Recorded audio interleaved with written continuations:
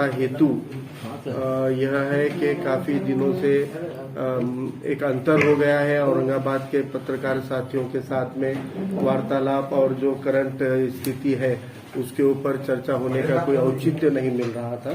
तो एक औचित्य हमने यहाँ पर यह बनाया है कि औरंगाबाद शाहीन बाग के जो कन्वीनियर रह चुके हैं, जो सामाजिक क्षेत्र में एक लंबे अरसे से काम करते हैं, वो नवजीवन बहुउद्देशीय सामाजिक संस्था के अध्यक्ष भी हैं, संघर्ष अल्पसंख्यक कामगार संगठन के माध्यम से महानगर पालिका के या असंगठित मजदूर हो या औद्योगिक मजदूर हो, उनके मामलों पे हमेशा आवाज उठाते हैं। उसके भी अध्यक्ष हैं वो संघर्ष अल्पसंख्यक कामगार संगठन के।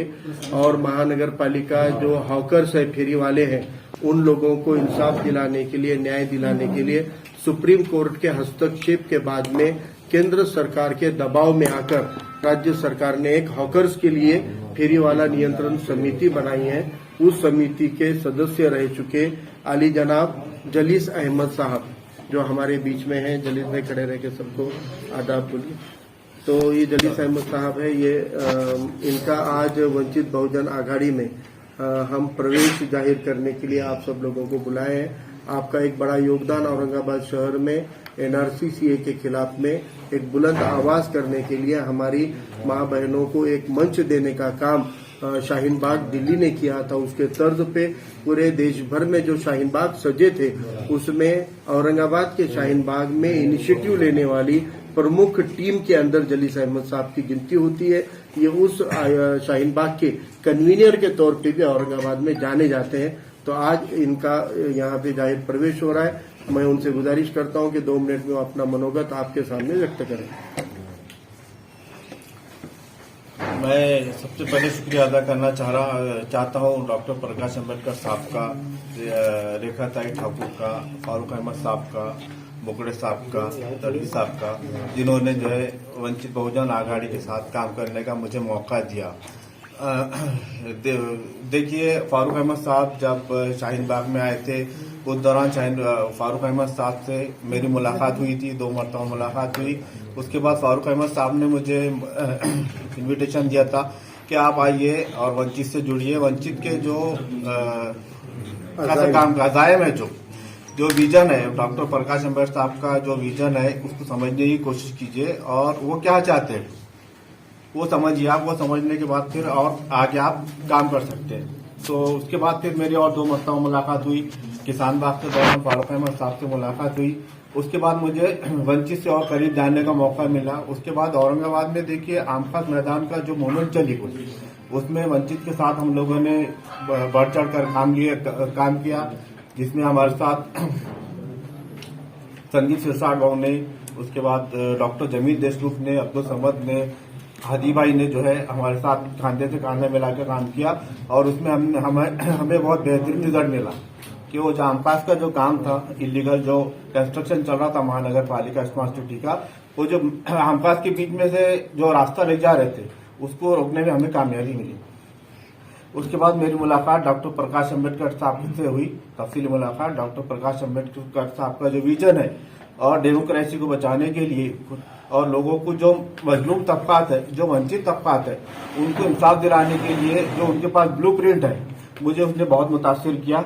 और उसके बाद मैंने फैसला किया कि भाई मैं वंचित में शामिल होकर लोगों के इंसाफ के लिए, उनके काम के लिए, सिटी की डेवलपमेंट के लिए, नेशन के डेवलपमेंट के लिए, स्टेट के नेशन के डेवलपमेंट के लिए मुझे काम करना है।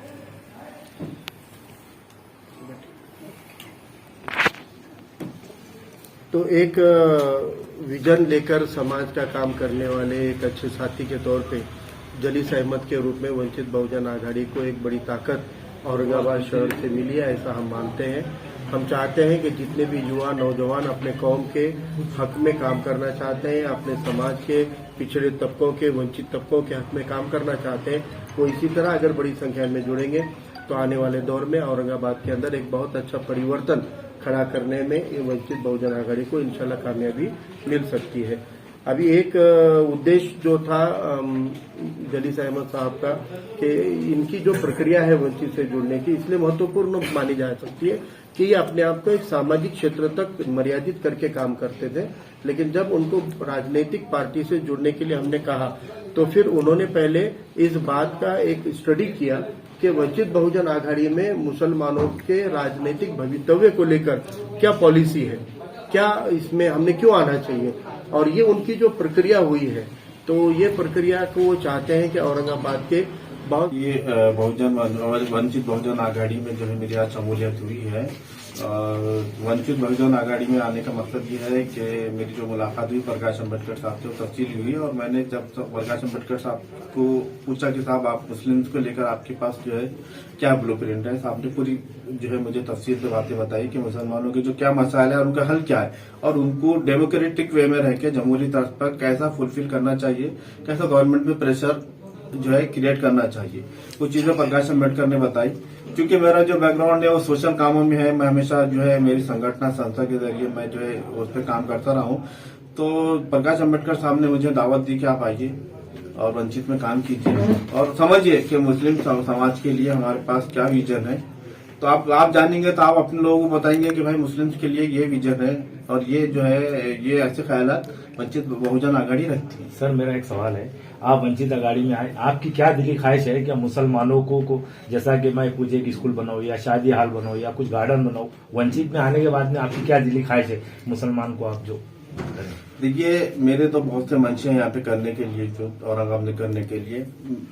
तो मैं चाहता हूँ कि एजुकेशन में जो मुसलमानों की पसमानदगी हो मैं दूर करना चाहता हूँ। उसी के अलावा हमारे पास जो सनतकार है, जो इंडस्ट्रियलिस्ट है, जिस तरह दलित भाइयों को 10% जो है डीएमआईसी में रिजर्वेशन दिया गया है, तो हमारी मांग रहेगी कि उसी तरह मुस्लिम भाइयों को जो है डीएमआईसी में जो है 10% रिजर्वेशन दिया जाए, ताकि उनके अपने कारोबार से जुड़े और उनके साथ दूसरे जो बेरोजगारी मुस्लिम समाज में फैली है उनको काम करने का मौका मिले। उसी के साथ मेरा ये है कि नहर अंबरी पे जो है मुझे काम करना है, और दूसरा ये है कि सबसे बड़ा है कि जैसा कि मैं Aligarh Muslim University AMU movement for Aurangabad चला रहा हूँ, तो इंशाल्लाह वो यूनिवर्सिटी लाने के लिए हम औरंगाबाद में जो है भरपूर कोशिश करेंगे और इंशाल्लाह वो यूनिवर्सिटी हम औरंगाबाद में ब्रांच लेकर आएंगे। नाम बताइए आपका पूरा? नाम अहमद जलीस, अशफाक अहमद।